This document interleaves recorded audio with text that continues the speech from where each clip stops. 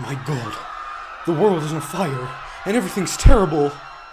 Let's start up a nice game and forget about this whole pandemic thing. Pandemics are a funny thing. They affect the whole of humanity, no matter ethnicity or nationality. That's why they're such big and problematic things to tackle. When facing such a hurdle, it's crucial to be as prepared as possible. However, pandemics are so rare and infrequent that it's very hard to collect useful information about them. I mean, you could hardly release a virus amongst your population just to test how you would handle pandemics. This means that any documentation of pandemics is indispensable for setting up the protocols for handling them. This brings me to World of Warcraft. What the fuck is he talking about?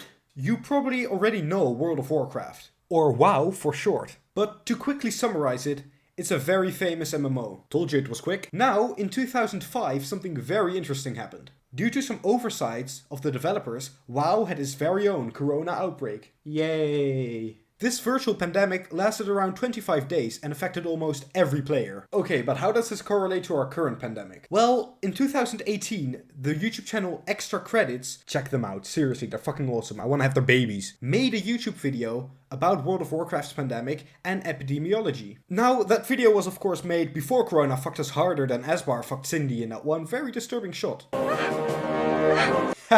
Oh, you don't know the movie Cindy the Fairy Princess? Praise the gods you don't.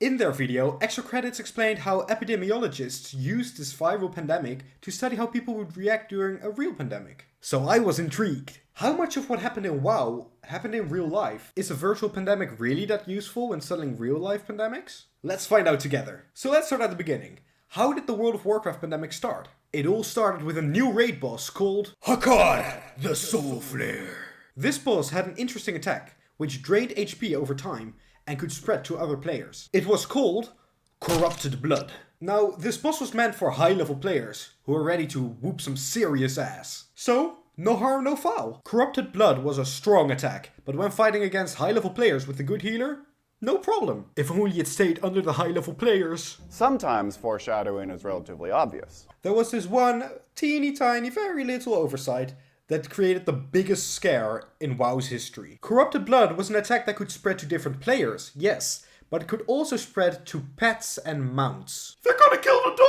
doggo! No pets died.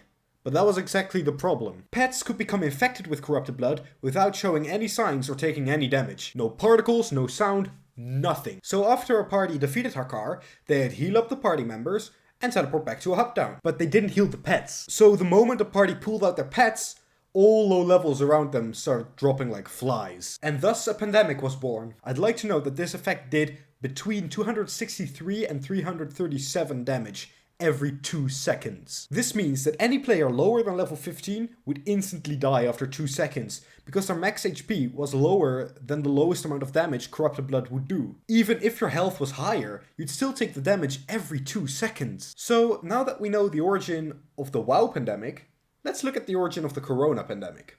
Okay, let's get serious for a second. There's a lot of fake news floating around about Corona, and I'm no researcher, scientist, or anyone with any authority to speak about the virus. The stories I present here are based on some quick Google searches for information, so take anything I say with a grain of salt. I've put all websites and sources I used in the description below, so do check them out yourself. Remember, don't believe anything you hear on the internet at face value. Do your research, stay vigilant. Okay, back to the video.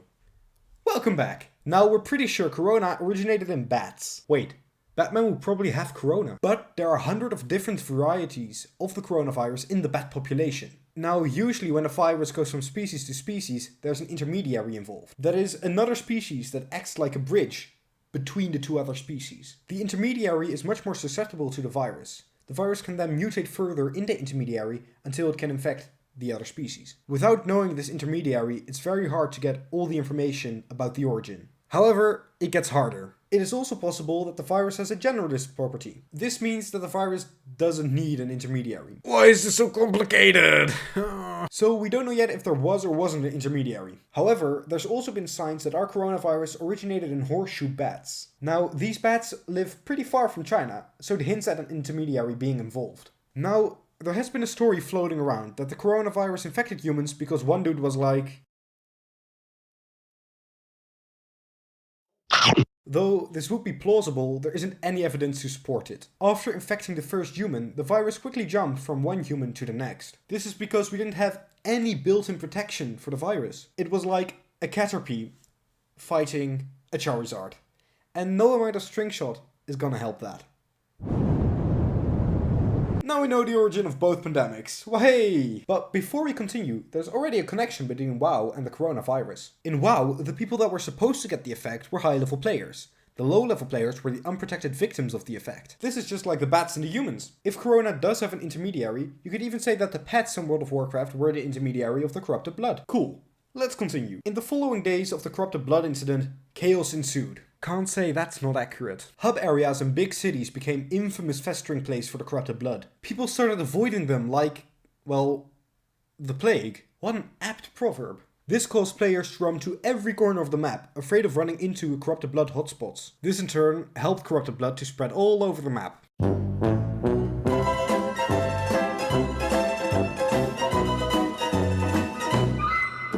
Now, the players came up with an idea to help each other avoid infection. You could change your name to a red color. This would indicate that you're infected with corrupted blood. However, not everyone kept to these rules. Some people started using these red names to avoid PvP, even though they didn't have corrupted blood. On the other hand, some players that did have red names noticed that everyone was avoiding them. And that's pretty sucky in a massive multiplayer online game. So they changed their name back, so people would play with them again. This caused the whole system to collapse. Because there were players with red names that weren't sick, and players without red names that were sick. And because it's the internet and online gaming, people also started griefing. Some players would seek out other players on purpose when they got infected. Basically, they were being dicks. Let's move on. Some players started to set up quarantine areas. Anyone within the area shouldn't leave, and everyone outside of the area should try to avoid them at all cost. What's really cool about this is that the devs of the game didn't incite this. This was all the players, baby. Some high-level players also started to volunteer as nurses.